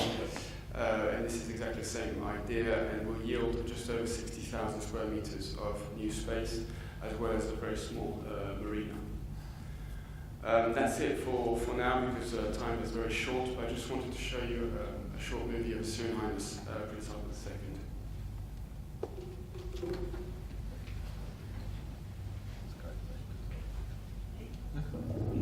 Whether under the sea in a tropical reef, in the depths of a luxurious primary forest, or on a continent covered by ice, an ecosystem is made up of a set of complex and connected interactions. In the economic field, we also talk about the ecosystem when organizing an environment which benefits all its stakeholders. The Principality of Monaco is a perfect example. Its success and achievements are based on several factors. First of all, our political regime, the constitutional monarchy, brings the stability and the time needed to enable projects and ideas to come to fruition. Our liberal vision of the economy, coupled with an effective social model, supports prosperous and harmonious development. Thanks to rigorous and dynamic management of our financial resources, our country has no public debt and has a constitutional reserve fund, guardian of its independence, which provides protection in the event of a financial crisis. This allows for the implementation of a development policy and strategy which stimulate investment and encourage innovation and entrepreneurship. Our diversified and balanced economy is successful and internationally oriented. But progress only has meaning if it is sustainable. This concern is at the heart of my actions, both as head of state and as president of my foundation. Almost 140 nationalities benefit from an exceptional environment, a local atmosphere and well-being which makes the Principality a unique place to live. This commitment reflects the very nature of our city-state, its human dimension.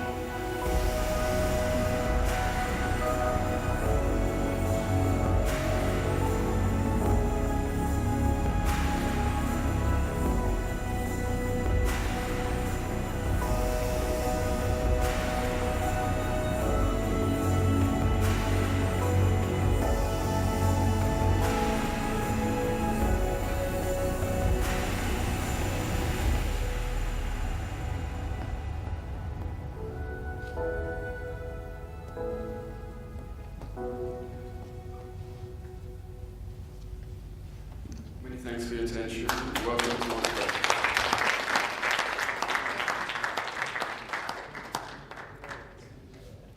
Thank you, Mr. Hyman. And I'm sure there are many lessons that can be learned from the experience of Monaco. It might not be a special economic zone, so obviously it's a sovereign country, but it's very special territory under many perspectives. We have almost come to the end of this opening round of introductory remarks. We got last but certainly not least Mr. Van Torrent, the host of this event, the president of the World Free and Special Economic Zones Federation, or FEMOSA, and a former managing director of the Zona Franca of Barcelona, the Free Zone in Barcelona. Please join me in a warm applause for Mr. Van Torrent.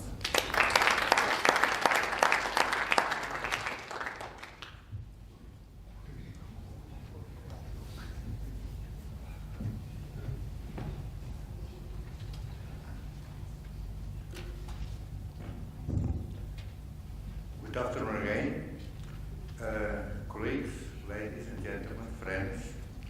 It's my great pleasure, on behalf of the FEMOSA members and myself, to welcome you to this first summit organized by FEMOSA with the great support of UNIDO as co-organizer. Supported as well with very important institutions that I thank them to be here with us, to supporting us. Thanks to the government of Monaco for its hospitality and support. And of course, thanks to you, because you are the real actors of this summit. FEMOSA is a non-for-profit organization. We are based in Geneva, created and based in Geneva since 1999. So Geneva is our city. And our goals are to support free and special economic zones. So we are here to talk about free and special economic zones. I think you know why we are here. But why we are here to talk about this? Because the main problem of the governments today is to create jobs. Because to create jobs, they need investments. But investments need infrastructures. They need regulations. They need incentives and they need services.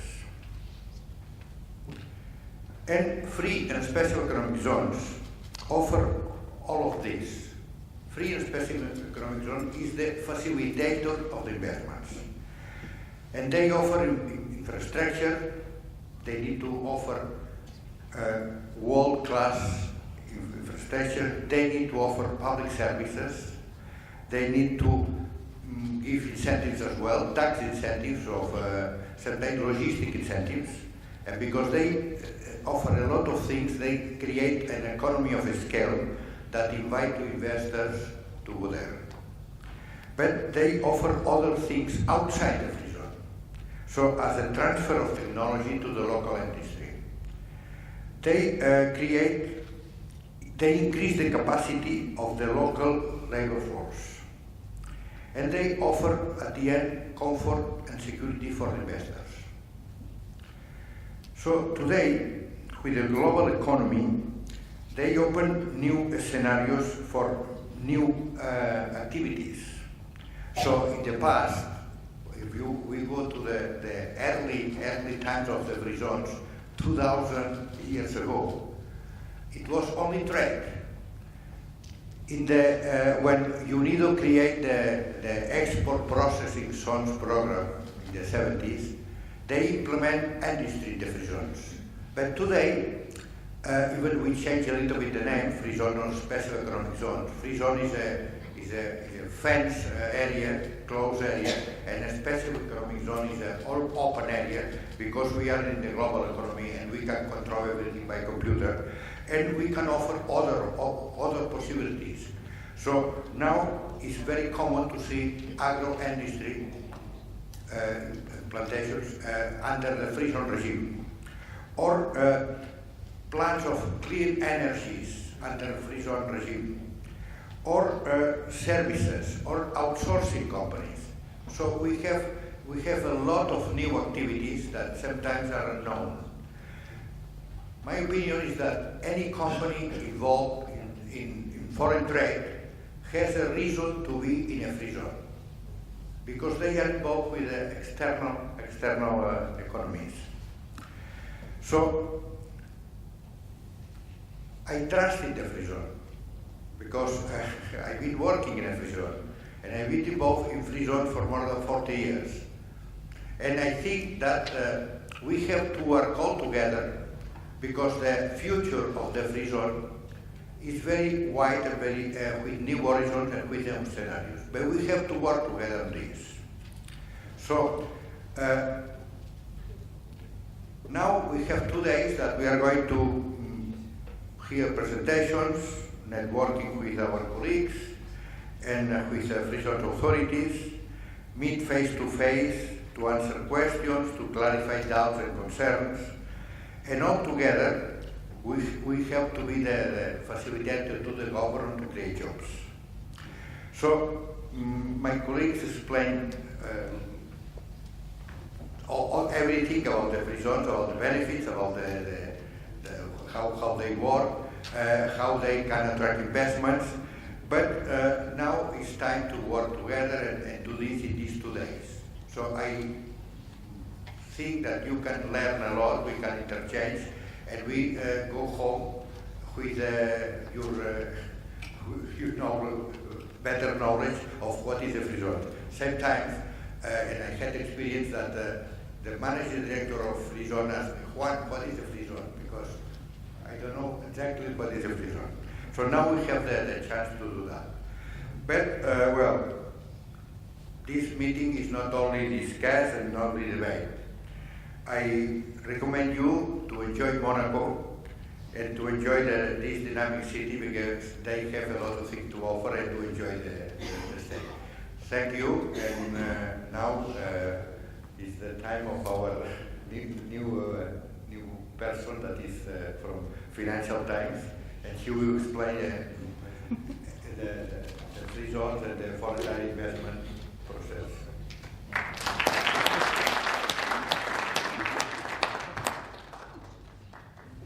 Thank you, Mr. Torren. Thanks to all our speakers for their introductory remarks. I would ask them to remain on stage with me as I invite my colleague, the brilliant Sarah Roussis, who is the Commercial Director of FDI Intelligence, again the Foreign Investment Monitor at Financial Times Group, actually the very company I work for. Ms. Roussis crunched the data in our database to produce a presentation on the latest trends in the world of FDI and special economic zones.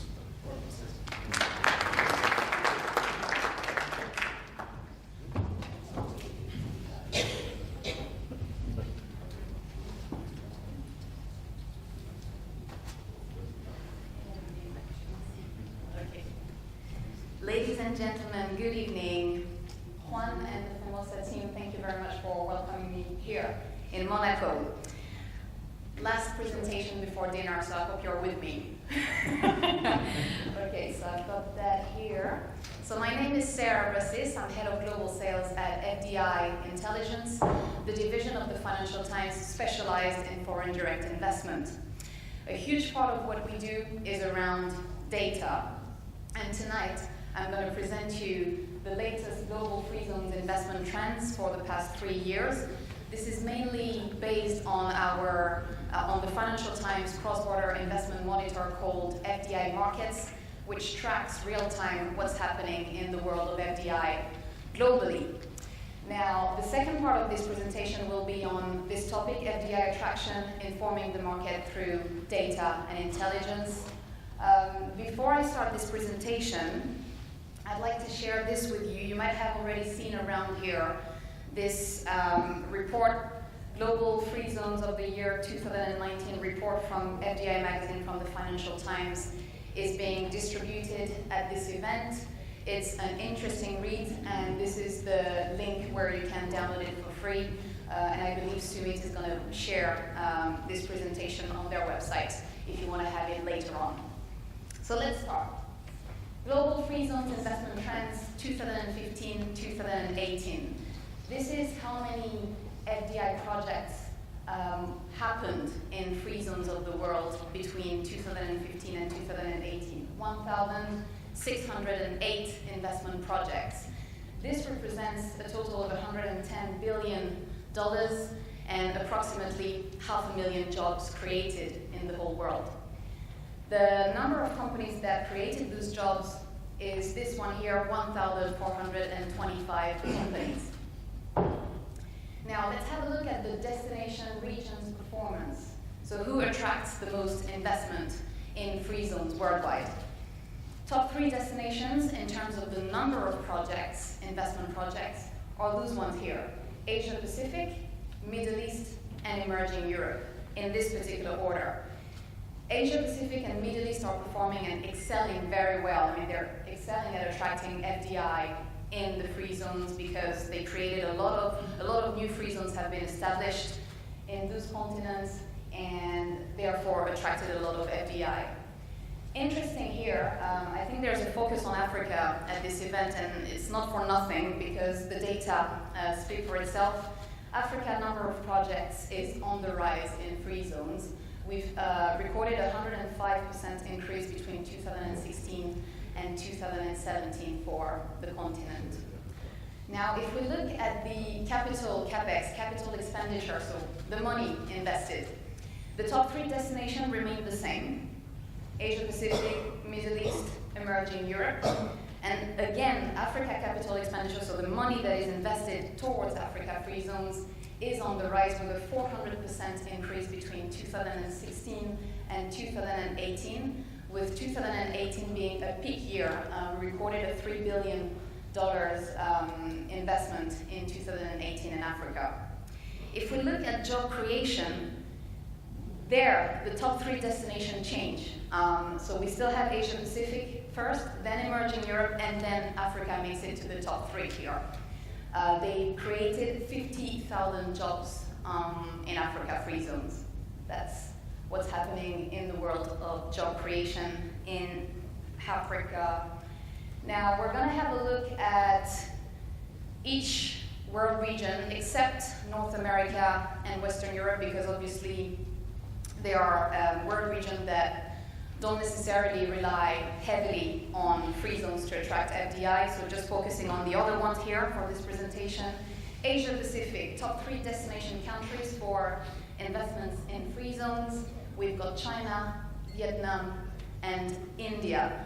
Those 3 countries represent 64% of the total market share in Asia Pacific. India is an interesting one. The number of investment projects towards free zones into India, so a 230% increase between 2017 and 2018. The top zone that attracts the most investment projects in Asia Pacific is this one at the bottom of the screen here, Tilawa Special Economic Zone in Myanmar. If we look at the top sector performance in Asia Pacific, the top 3 sectors that attracts the most investment are those ones here: industrial equipment, chemicals, food and beverages. The chemical one is interesting because the number of projects is on the rise as well. We saw an increase from 3 to 19 projects between 2015 and 2018. Now, looking at who is investing in Asia Pacific in terms of countries, those are the top ones here, in this order: Japan, USA, and Germany. In FDI markets, the database of the Financial Times, we record the motives of why they decide to invest in Asia Pacific and in the world in general. The top reasons were those ones here: the domestic market growth and the proximity to markets and customers. So that was for Asia Pacific. Moving on to Africa. This one here, it's the same model here. Morocco, Egypt, and South Africa are the top 3 destination countries in terms of investment. The top zone is Tangier Red Zone in Morocco. They actually are in this report. They attract a lot of investment, and they represent a 16% market share in the whole of Africa. Sector performance for Africa. Top 3 sectors: automotive components, transportation and warehousing, electronic components. Those are the sectors that attract the most investment, top 3. I mean, we have other ones as well, but one thing that is interesting to notice here is the construction sector in 2018 which is not in the top 3, attracted a mega project from China to Egypt in the Suez Canal Special Economic Zone. I think this zone was mentioned before.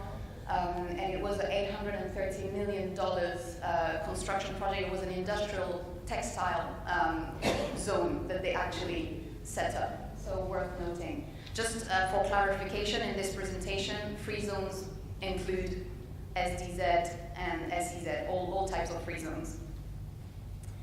Source countries: France, because of the history, China and India are the top 3 countries investing in Africa.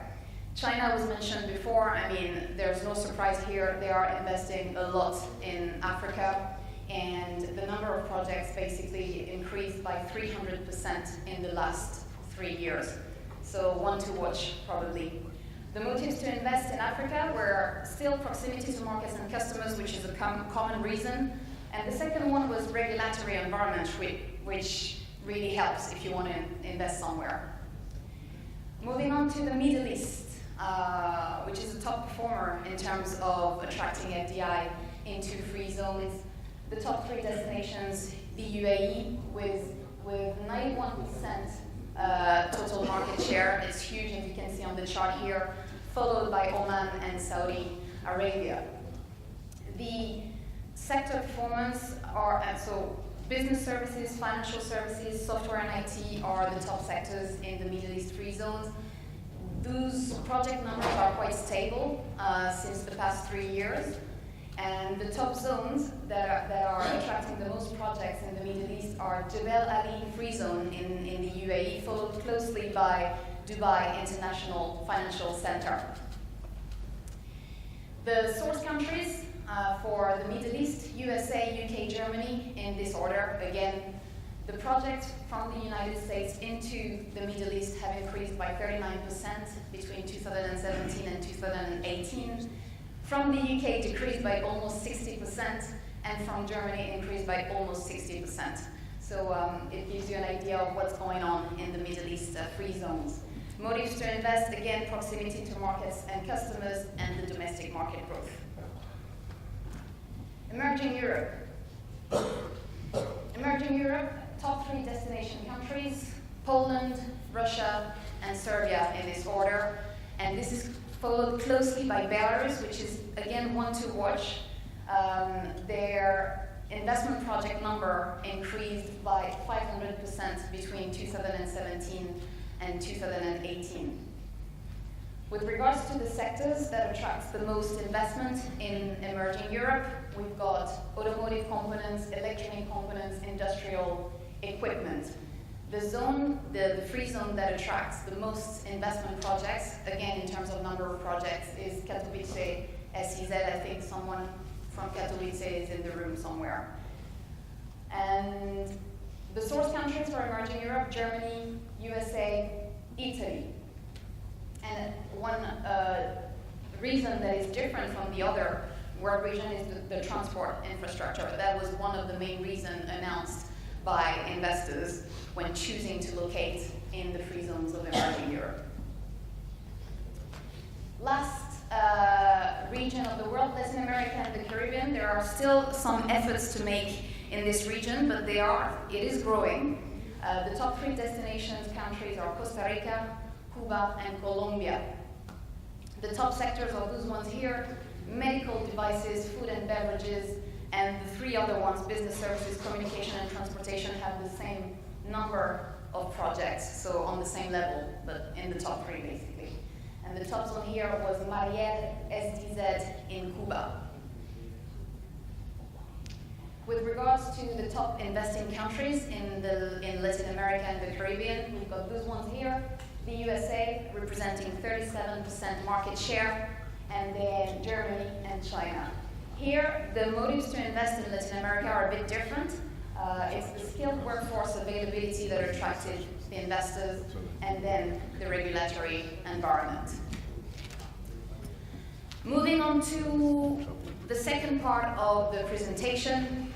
In this report here, the CEO of the World Free Zone Organization, Dr. Samir Hamrouni, said, "Free zones can only prosper if marketed properly." So this is one sentence that I would like us to think about for a little while, because it is a key one if you want to attract investment into free zones or in general.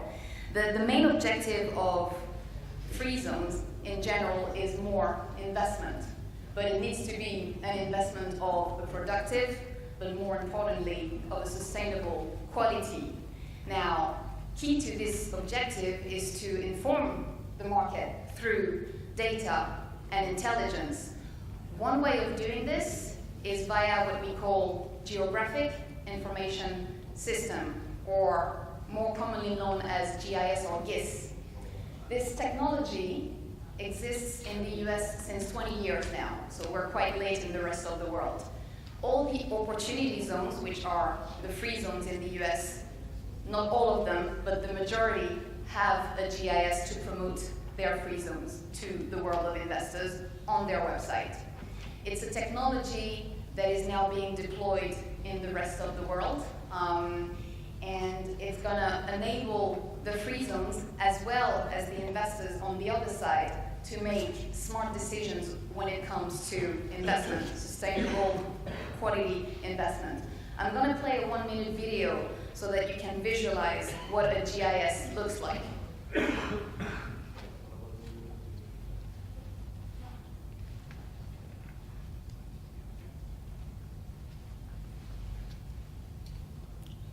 GIS Planning, a service from the Financial Times, provides comprehensive information to help new, expanding and relocating businesses find the optimal location for success in your city, region or country.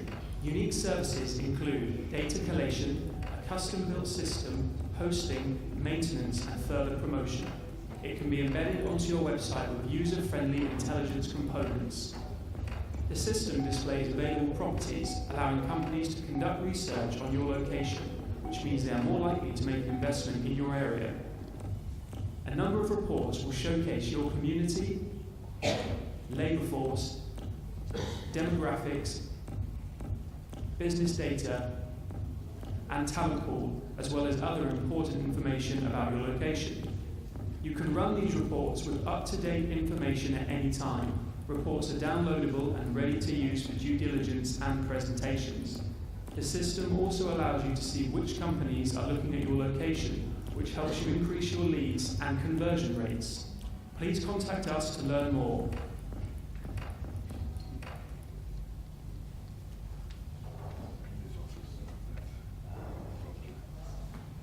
Okay, so it gives you an idea of what it looks like. Now, everything goes digital now, all about innovation, about online. You need to have information to make decisions. So this kind of system is on a website, for example, a free zone website, or a city, region, or country that has the free zones website. It's online 24 hours a day, 7 days a week, so that any investor that is interested in the free zone can have access to information. Information about the free zone facilities itself, the business environment around the free zone, anything about the labor force, the demographics, anything that's with regards to the internet access, for example, in Africa, for free zones. Someone that is going to invest in Africa needs to know if there is going to be the internet accessible for his company or her company when they settle there. So what you see on the screen here in purple, on the left you basically have, this is Connecticut in the US, this is their GIS. On the left, you've got all the properties, all the opportunity zones, the free zones available. On the right, you've got the mapping that shows you directly where it is in purple. And then you can add more layers to understand what environment this free zone basically offers around it, which is key for an investor. So I would say that FDI, innovation, and technology are intrinsic to the success of free zones in general. On this note, I thank you very much for your attention, and I wish you a bon appétit.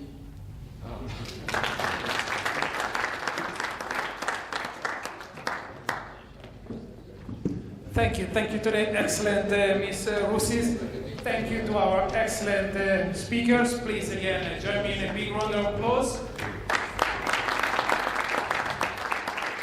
We have have now a cocktail reception kindly offered by the local government, and after that we shall reconvene tomorrow morning at 9 o'clock. Thank you very much.